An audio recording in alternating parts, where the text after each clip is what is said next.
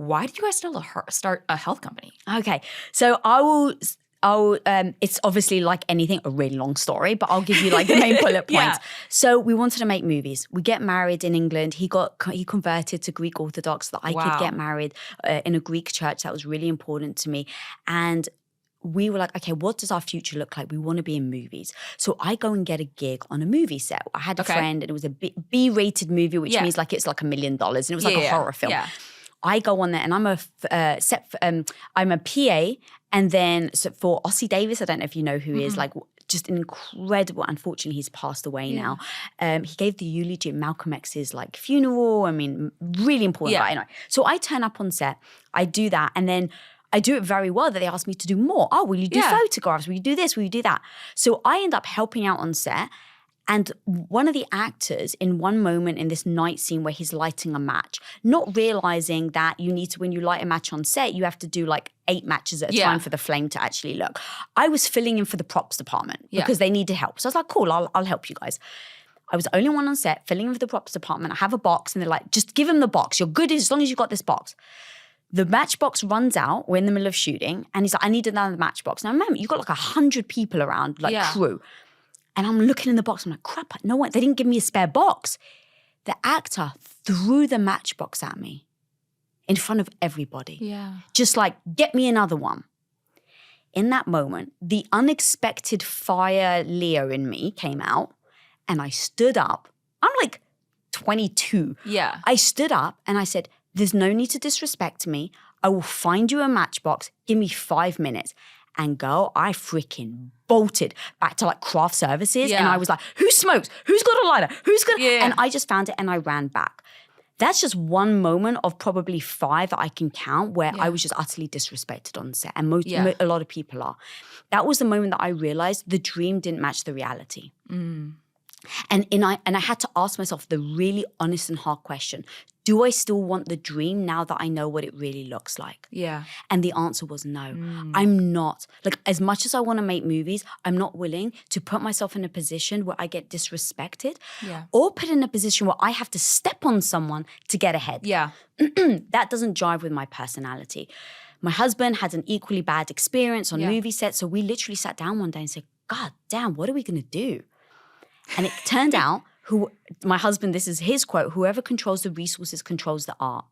Which means that, babe, if we make our own money, if we have enough money, no one can tell us what to do. We get to dictate what script we do, what team we have on the crew, and if we don't expect disrespect, we fire people. The person with the resources gets to create the art. That is such a word. That is wise. So that was like the first step. Okay, great. How do we then create the resources? That's where we went into at the time. Let's just look at the wealthiest people and how do they act on an everyday So you basis. actually didn't come up with the idea first. You were just chasing the money so you could make movies. Yeah. Oh, yeah. This all started from that. So we're chasing the money now. And so we're like, how do you chase money? I mean, it wasn't that word. It was like, how do you make money so that we can make movies? And so we're like, all right, well, we know nothing about it. We're in this tiny 700 square foot apartment in West Hollywood with no balcony, no windows. Like it's a jail cell. It's like hot in there. Yeah. And so we're like, we just need to figure out who is doing it well and let's copy them. So we look at Steve Jobs at the time. He just released an article where he talks about that an entrepreneur, when you're making decisions every single day, you only have a certain brain capacity to make those decisions with clarity. Yeah. And so where do you spend your time and what decisions do you make that actually move the needle? And what decisions do you make that that actually take up the brain capacity? And so he was like, that's why I always wear black shirts and jeans. I never think about it. I go into decision fatigue. Yeah. So he doesn't have to decide what to wear. He just wears the same thing over and over. So me and my husband sat down. I said, all right, babe, well, what if you go and work and I take care of every other decision? Now we're doing it as a team. Yeah. You're focusing on business because you've got some experience where I don't. I'll be the stay-at-home wife, if you will, for a year. I'll make all other decisions. I'll decide what you're wearing, what you're eating, everything. Yeah. And then after a year, that should be enough, right? We'll make enough money to go and make movies. Yeah. Oh, the naivety of the beginner. So we end up, cool, this handshake, great. This will be a year to 18 months, we said. Yep. A year to 18 months. come and go. You're still broke. We're still broke. I'm a stay-at-home wife. I'm taking care of his every need. So literally, when I say every need, I literally mean every need. I was like, you do not make a decision outside of business. And this was a team effort. It wasn't like he dictated. I thought this was a genius idea. Yeah. So every day he wakes up, his gym clothes were right next to his bed. He would get out, he'd put them on. He'd go to the gym, he'd come back, he'd get in the shower, his work clothes were hung up for him. He'd come out of the shower, he'd put on his work clothes. He's leaving, I'm passing him lunch. He'd come home, his dinner's made. Like, I took pride in being a 50-50 partnership on this decision for us to make money. Yeah. The problem is, of course, we didn't bloody make enough money. Yeah. So, so 12 to 18 months, comes and goes. Another 12 to 18 months comes and goes. Before you know it, 8 years go by. 8 years? 8 years. And now, before I know it, how did 8 years go by? I didn't speak up. I didn't say I was unhappy. And all of a sudden I look around and I'm like, I'm a stay-at-home wife and I never wanted to be. Now, let me just make sure I caveat this. There's nothing wrong with being a stay-at-home wife. But it's not for you. Yes. It wasn't my dream. And yet here I was stuck in this freaking cycle. And you've been married for 8 years too, right now? Yes. The whole time? Yes. Okay. And so my husband, he was just chasing money. So he meets these other guys. They're entrepreneurs. They're like, come with us. We'll show you how to make money. So those three tried to make money, tried to. They loved the movie industry as well. So the goal was, cool, you've met these guys. They're seasoned entrepreneurs. You guys are going to go and make this business together. And once you've got enough money, then I'll stop what I'm doing and I'll make movies with you. 8 years come by and there's no end in sight.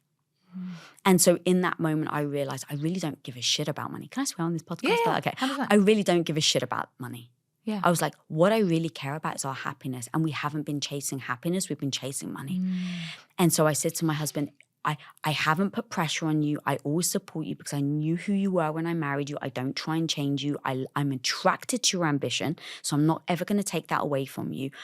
But right now, it's gotten to the point where this is damaging our relationship because you're miserable. You come home every day saying, don't ask me about work. I'm miserable because I literally feel like I'm lonely. Yeah. What are we doing? Yeah. It's damaging our relationship. And that's the only reason why I'm speaking up is now it's damaging that relationship that we promised and committed ourselves to. So that was really the pivot where he went in, spoke to his business partners. He says, I'm profoundly miserable. I freaking hate what I'm doing. And I just want to be happy. Me and my wife, we're going to quit and we're going to move to Greece and we're going to write. Like, it was like, you know, like just do something dramatically different. They turned around and they're like, oh my God, we're unhappy too. Whoa. So that became the moment where they sat down and they said, what would we do every single day that we would care about? Now, I was brought up with a mum that was borderline anorexic. So you know how I said my mum would come home, she would work all day, she would sit there, she would starve herself all day, and then she would sit down at dinner, we would eat dinner, and she would eat one yogurt. Oh, wow. I saw that. And so you better believe like the understanding of the mental space around weight and body image really was important to me because then as an adult, she became morbidly obese. So my mum went from literally underweight, skinny as anything, to morbidly obese. Okay, health and fitness, like that's the thing that I had just done. I was a stay-at-home wife, so I was going to the gym every day. My husband was working out. His business partners were in the fitness industry. That we all just liked working out. But we were all hand making bars for our husbands to take to work with them.